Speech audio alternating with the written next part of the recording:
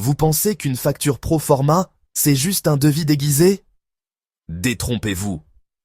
Derrière ce document se cachent des frais, des conditions et des détails qui peuvent tout changer dans une négociation commerciale, surtout à l'international.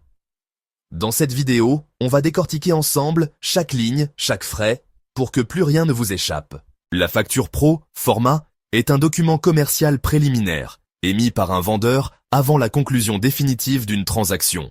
Contrairement à une facture commerciale classique, la pro forma n'a pas de valeur comptable ou fiscale directe.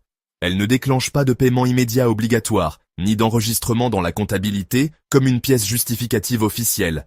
Elle est généralement utilisée pour présenter une offre détaillée à un acheteur potentiel, fournir des informations précises sur les produits, les quantités, les prix, les conditions de vente, les délais, etc. Permettre à l'acheteur de réaliser des démarches administratives, obtention d'une licence d'importation, demande de financement bancaire, calcul des droits de douane, etc. Une facture pro, forma poursuit plusieurs objectifs. Informer, donner à l'acheteur tous les détails nécessaires avant la finalisation de la commande. Évaluer, permettre à l'acheteur d'estimer le coût total, y compris les frais annexes, transport, assurance, douane. Préparer, aider à l'obtention de documents réglementaires ou d'autorisation d'import-export. Engager moralement, même si elle n'a pas de valeur légale contraignante, elle témoigne de l'intention du vendeur de respecter les conditions proposées. Une facture pro, forma comporte généralement les rubriques suivantes. En-tête et coordonnées, vendeur, acheteur, numéro de référence, date, description des marchandises ou services, désignation précise, code douanier, origine, quantité et unité de mesure, prix unitaire et montant total, conditions de vente, incoterms choisis, EXW, FOB, CIF, DAP, etc. Détails sur le transport et l'assurance, conditions de paiement, paiement anticipé, lettre de crédit, etc. Validité de l'offre. C'est dans les parties prix et conditions de vente que se trouvent les frais spécifiques. Les différents frais qui peuvent apparaître dans une facture pro, forma. Frais liés au produit lui-même, prix de base des marchandises, coût unitaire multiplié par la quantité commandée. Frais d'emballage, coût lié à l'emballage standard ou spécial, bois traité, emballage isotherme, caisse renforcée. Frais de manutention, préparation de la commande, palettisation, étiquetage, frais de transport et logistique. En fonction de l'incoterme utilisé, ces frais peuvent être à la charge du vendeur ou de l'acheteur. Fret terrestre, transport routier ou ferroviaire depuis l'usine jusqu'au port ou aéroport de départ. Fret maritime ou aérien, coût du transport international. Frais de terminal, THC, Terminal Handling Charge. Manutention au port ou à l'aéroport. Frais de groupage, dégroupage, si en conteneur partagé, frais d'assurance. Assurance transport couvrant les risques de perte, vol ou détérioration des marchandises pendant le trajet. Le taux appliqué varie selon la valeur assurée, le mode de transport et le pays de destination. Frais douaniers estimatifs.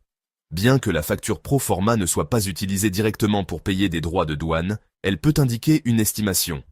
Droits d'importation, ad valorem ou spécifique, TVA ou taxe à l'importation, taxe parafiscale, taxe environnementale, redevances, etc.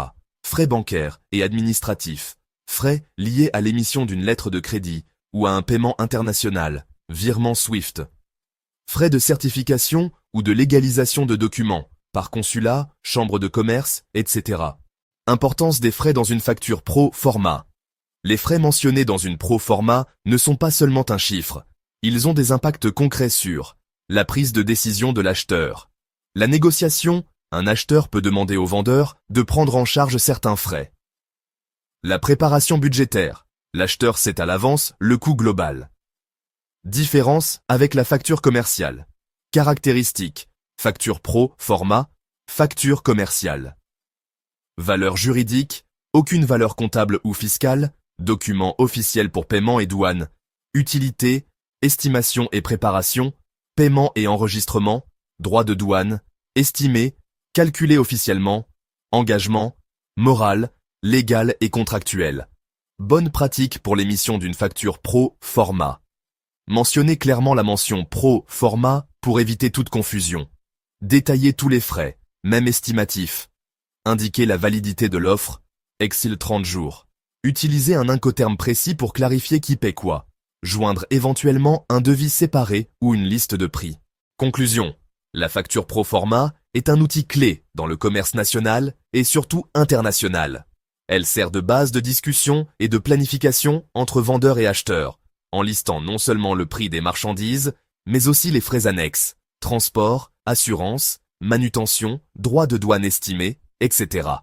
En maîtrisant la lecture et la rédaction d'une facture pro forma, une entreprise peut mieux négocier, éviter les mauvaises surprises et optimiser la fluidité des opérations commerciales. Vous l'aurez compris, la facture pro forma n'est pas qu'un papier de politesse. C'est la feuille de route qui prépare votre transaction et peut même faire pencher la balance d'une négociation. Plus vous la comprenez, plus vous avez le contrôle. Et ça, c'est votre meilleur atout pour éviter les mauvaises surprises. Si cette vidéo vous a aidé, n'oubliez pas de liker, partager et vous abonner pour d'autres explications simples mais complètes sur le commerce international.